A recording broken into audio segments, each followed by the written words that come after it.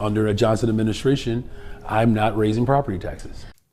Well, so I'm not going to raise property taxes. That's been the lazy form of governance for a very long time in the city of Chicago and, quite frankly, around the country. We have to make sure that we're not raising revenue off the backs of working people. And that's why I'm the only candidate who's committed to not raising property taxes. Communities have been hit hard because the property taxes continue to go up. And that's why I'm committed to making sure that we're not raising property taxes to keep families in the city of Chicago. So in order to actually fix our economy, we have to eliminate the structural deficit. We get to make up to $1 billion of new investments so that we can save lives, the programs that are needed to do that. And we do it without raising property taxes. Losing those. 2 years later. Hey, Mr. Mayor, what would you say to those who voted for you and now you are going to be raising those property taxes when I know initially you said that you would not during your campaign? Well, look, as I've always said, I hold true to my values, and negotiating the details of my values is something I've always been open to. But first and foremost, I want people to be very clear that what this budget does, what I've done since I've been in office, it invests in young people. It invests in mental health and behavioral health. It invests in community safety. It invests in building more affordable homes. These investments are clear. We're not going backwards to a time in which neighborhoods that have been, disinvested in and ignored over decades, we're not going back to that time. And look, as painful as this process has been, I know that the people of Chicago don't want us to lose the vital services that we rely upon. And with the options that were in front of me, and this is, the reality of the options that are in front of me. We can cut and lay off our neighbors. We can find, revenue streams. But we have to make sure that we're paying our obligations as well. And, this is the beginning of an open process that I'm looking forward to engaging with all of our city council members and the community at large. All right, guys, so we got to talk about woke Mayor Brandon Johnson, who is currently facing a whole lot of backlash for promises made, promises broken, including his promise not to raise property taxes on Chicagoans when he was running for mayor. However, he did what all Democrats do when they're running for office, just lie to his constituents in order to get elected and then turn around and pull the switcheroo. Okay, the voters, the taxpayers of Chicago got hoodwinked, tricked, led astray, run amok, okay, when it comes to his tax plan, because he claimed that, hey, I'm just going to tax the rich, right? I'm a progressive taxation only. Turns out he didn't actually really mean that, because he really needs money to keep funding Chicago, which is billions of dollars in debt due to reckless spending on things like, for example, illegal immigrants, right? That is what Chicago has prioritized under Brandon Johnson's administration. And he says, hey, you know what? We're in debt. We need more money. Therefore, we have to raise property taxes, even though I promised not to do that. Now, here's the thing. He could have been smart about this and decided to take advantage of the incoming administration, Trump's administration, and his mass deportation plan, and to have the illegals mass deported from the city. Therefore, he doesn't have to worry about having to pay for them anymore, right? That's a bill that Chicago doesn't have anymore. However, he's come out and said, no. I am not going to cooperate with President Trump and border czar Tom Homan, who already sent a warning to these woke mayors like Brandon Johnson that you better cooperate, okay, or get the hell out the way, okay, because mass deportations will happen. It's going to happen. But Brandon Johnson said, no, I will defend the illegals, even if that means potentially losing federal funding. Take a look. Ravi and Judy, Mayor Brandon Johnson making it clear today whether it's protecting undocumented families in Chicago or his budget priorities, he will not compromise on his values. Also today, with the potential loss of federal dollars for law enforcement if the city won't cooperate with the Trump administration's plans to deport undocumented immigrants, the mayor making it clear Chicago will not be bullied into helping ICE agents. Returning to the election results, we heard from President-elect Trump's border czar saying that he was prepared to send squads of ICE agents into so-called sanctuary cities, including New York. He did not mention Chicago, but of course that would apply to Chicago. are you prepared to somehow resist the arrival of ICE agents, and are you prepared to defend the city's public safety budget from attempts by the incoming Trump administration to withdraw funds if you resist working with ICE agents? That's impressive, Heather. Yes, yes, and yes. Okay, Look, we're going to defend the people of this city. Because, look, his attack, let's be very clear, the president-elect, former President Trump, his threat is not just towards new arrivals and undocumented families. His threats are also against black families.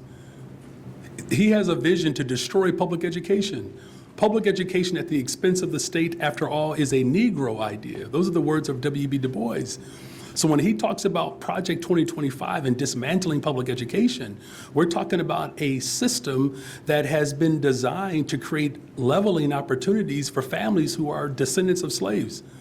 He's also threatening the Department of the Environment. We restore the Department of the Environment.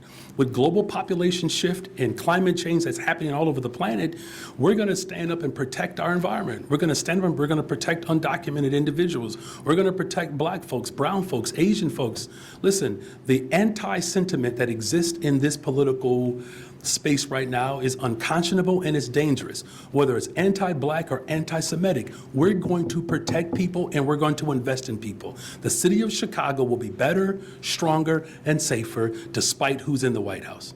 And you did touch on this earlier, but more directly, Tom Homan basically says sanctuaries need to get the heck out of the way so that ICE can do its job.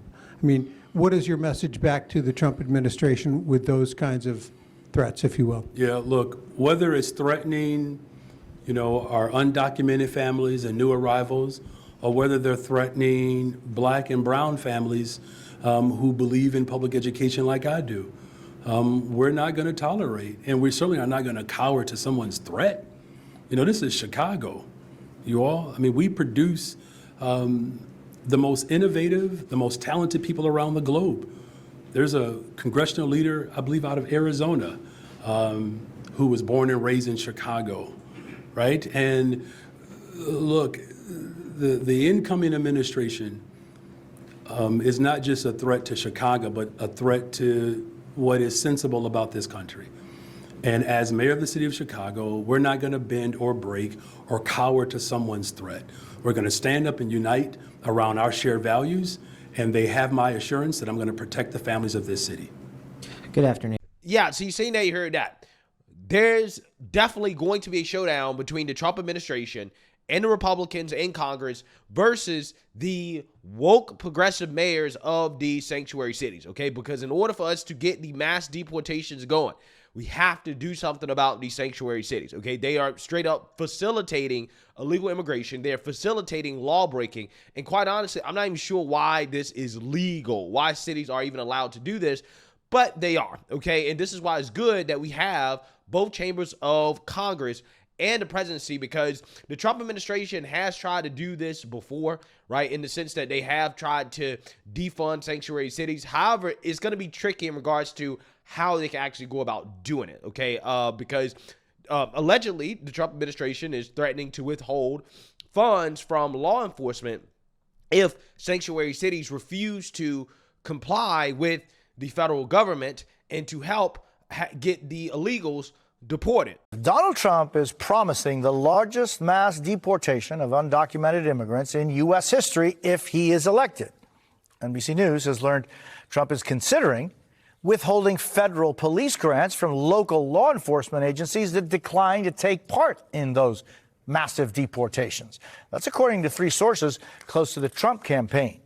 With us now is NBC News Homeland Security correspondent Julie Ainsley, who helped break this story. Julie, thank you. Is this story about Trump's decision to override local control and, essentially control of its departments?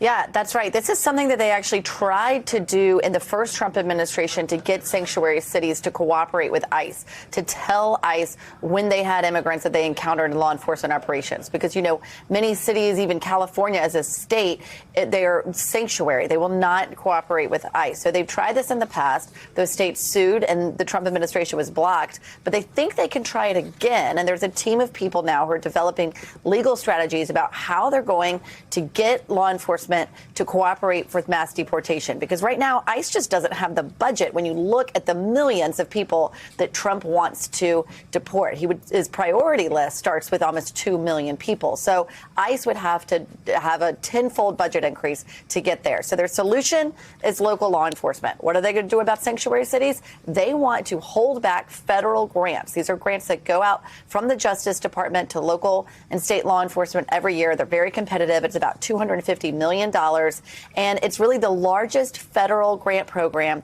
for law enforcement from the Justice Department. A lot of jurisdictions depend on this for things like treatment centers, for drug rehab. They use it for law enforcement, for prosecutions. They use it in a lot of these smart policing strategies we're seeing. These are really competitive grants, and they're used really in some really critical areas, especially areas that might be underserved. And so it could be something where we see another lawsuit, but right now they're looking at how they could get around legal challenges to be able to withhold those funds to pressure sanctuary cities, not just to cooperate with ICE, but to actually be going out themselves to arrest migrants to be part of this mass deportation effort, Jose.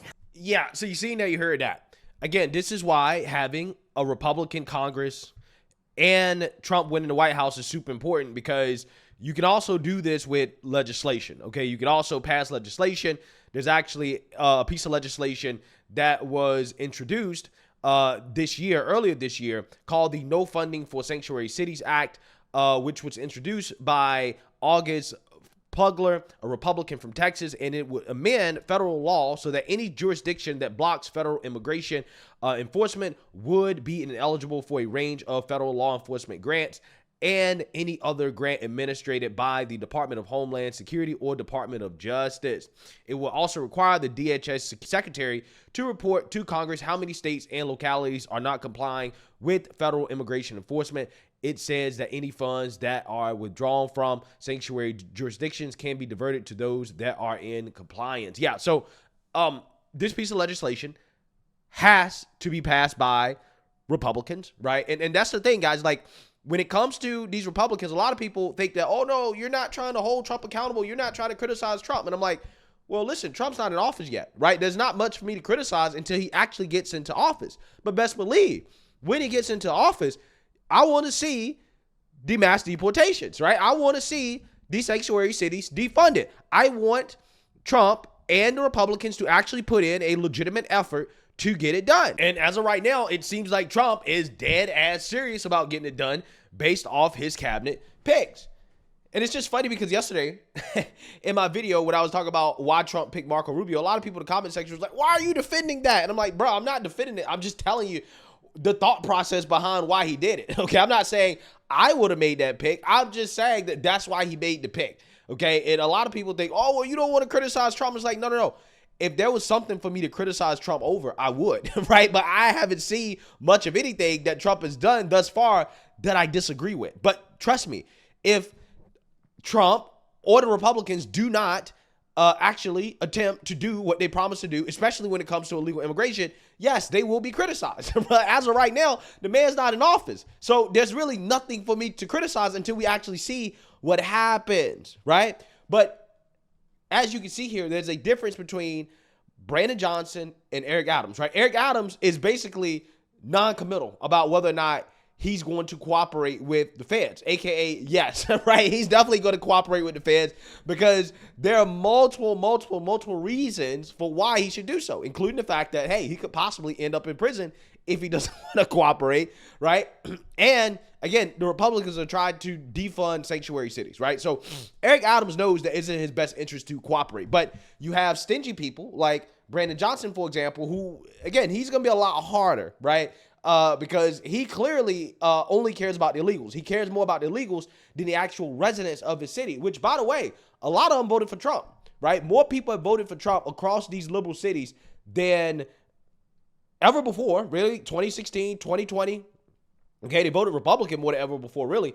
And these Democrats, they still aren't getting the message, right? They are not getting the message that, hey, the electorate, their views on illegal immigration are changing, right? It's changing, and you need to get on board, or else you are going to be vulnerable. But, you know, Brandon Johnson doesn't care. He's basically running Chicago like a dictatorship.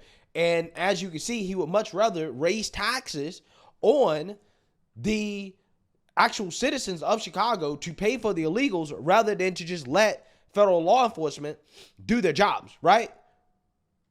And that's essentially what's happening here. So there's going to be a showdown between Tom Homan and Brandon Johnson, and I can't wait. I cannot wait to see what happens. Who's going to win this fight? If I was a betting man, I would guess that Tom Homan and Trump are probably going to win. But hey, let me know what you guys think. Make sure you like, comment, and subscribe. Most importantly, share a Black conservative perspective. Peace.